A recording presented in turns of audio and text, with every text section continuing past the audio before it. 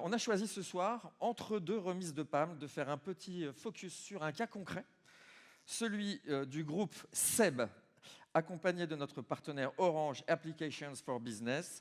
Donc je vous propose d'accueillir le senior vice-président du Technocentre Orange, monsieur Luc Breton, et Xavier Boitvézy, vice-président Digital Factory du groupe SEB.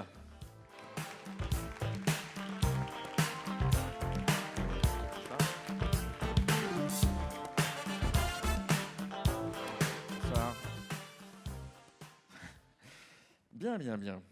Lequel est Luc? Faut deviner. Je le savais. Bien, alors, pour ceux qui ne connaissent pas, là, quand je vous ai sur scène, on a vraiment la food tech. Enfin, la food tech. Voilà, parce que je rappelle la définition de la food tech, c'est un anglicisme qui fait référence à une activité alliant technologie, plutôt le digital, et le domaine de l'alimentation, la production et la distribution. C'est un marché qui est énorme, donc estimé à 250 milliards dans 5 ans, ce qui n'est pas rien. Des investissements il y a 2 ans d'un peu plus d'1 milliard, donc on comprend que la chaîne de valeur elle est un petit peu modifiée, et c'est peut-être pour ça que vous vous êtes téléphoné. Pardon. En fait, non, on s'est fait une bouffe. C'est ça. Donc question à Xavier. Comment s'est donc orchestrée cette rencontre un peu bizarre, ceci dit, entre SEB et Orange? On n'y pense pas d'instinct.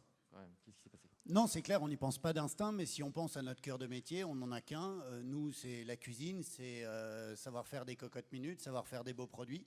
Puis à un moment, quand on passe dans la notion de service, quand on passe dans la notion de software, ben, on sort un petit peu de notre zone de confort. Et à ce moment, on se dit, bon, ben, qui peut nous accompagner? Alors, on était sollicités, on a regardé un petit peu partout, et puis on s'est dit, bah, finalement, entre Français, on se comprend quand même pas si mal. Et c'est peut-être plutôt bien de faire ça avec un autre acteur français. Et pourquoi lui? Il était sympa. Alors, qu'est-ce que vous êtes apporté l'un à l'autre? Qu'est-ce qui vous a apporté? Bah, nous, naturellement, un peu de technologie. Et puis Xavier, avec Seb, une expertise énorme sur le culinaire. J'ai appris des mots, l'ontologie, c'est toutes les règles qui régissent une recette. Ouais, absolument. Oncologie, c'est pas pareil. Ontologie, non, faut pas. Voilà. Surtout que j'ai remarqué qu'ils avaient très faim, donc oui, faut se méfier. Et puis j'ai appris aussi un autre truc qui là intéresse beaucoup, puisque chez Orange on est en train de mettre au point une intelligence artificielle dans Jingo, qui sera le nom de l'assistant personnel d'Orange. C'est que la pièce la plus utilisée pour positionner son assistant personnel, je vous le donne en mille, la pièce la plus conviviale donc, les toilettes, c'est la cuisine. Voilà, c'est la cuisine.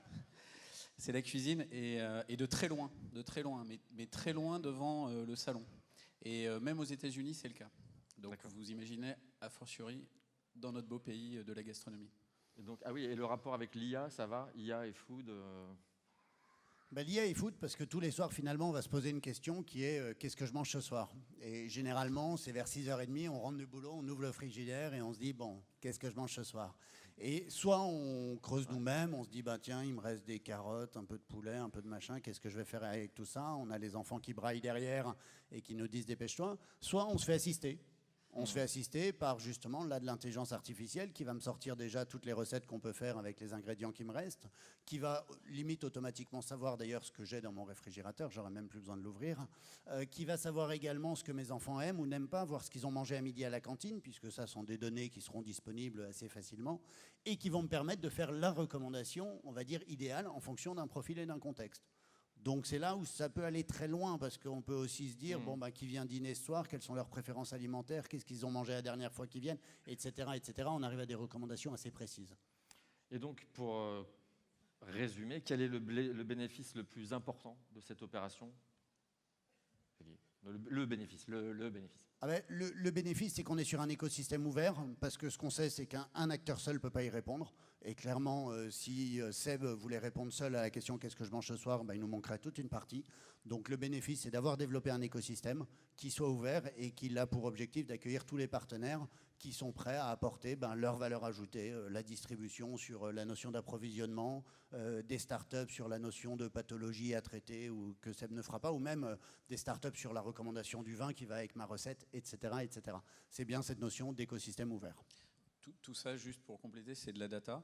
Depuis mon caddie de course ou ma commande sur Internet à ma recette. Moi, je suis nul en cuisine et maintenant, avec les outils connectés, j'arrive à impressionner même ma famille, c'est vous dire.